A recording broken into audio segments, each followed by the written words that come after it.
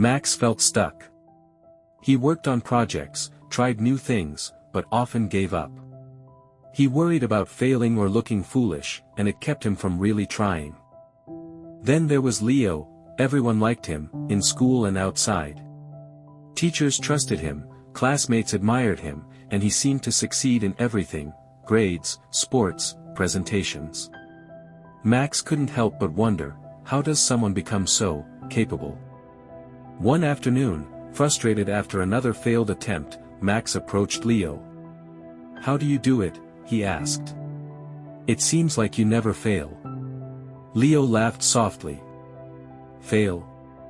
I fail all the time. But it's not about avoiding mistakes. Come with me, I'll introduce you to someone who taught me that." After school, they went to a quiet park where Mr. Carter, an elderly mentor, was sitting. "Max," Leo said, "this is Mr. Carter. He helped me see what really matters." Mr. Carter looked at Max and smiled. "So, you want to know how Leo succeeds?" Max nodded. "I want to try new things, but I'm afraid of failing or looking stupid." Mr. Carter leaned back. "Ah, that's a lesson everyone struggles with. Let me tell you a story. Years ago, I tried giving a speech to a big audience. I was terrified.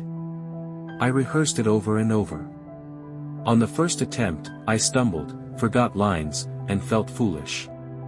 People laughed politely. I could have quit. But I kept practicing, tried again, and each time I improved.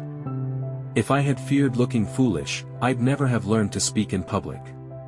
Leo added, "And in sports, I often try moves I'm not sure about. Sometimes I fail in front of everyone. I look clumsy, even silly. But I've learned, if I don't try, I don't improve. Growth comes from action, not perfection." Mr. Carter nodded. "Here's the truth, Max, the person who does nothing never makes mistakes. But the person who tries, experiments, and acts may look foolish often, and that is exactly what allows them to grow. Don't fear looking stupid. Fear not trying at all."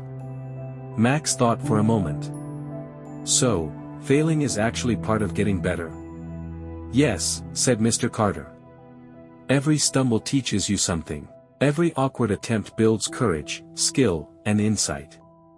Even Leo looked foolish when he started. The difference is, he kept moving forward."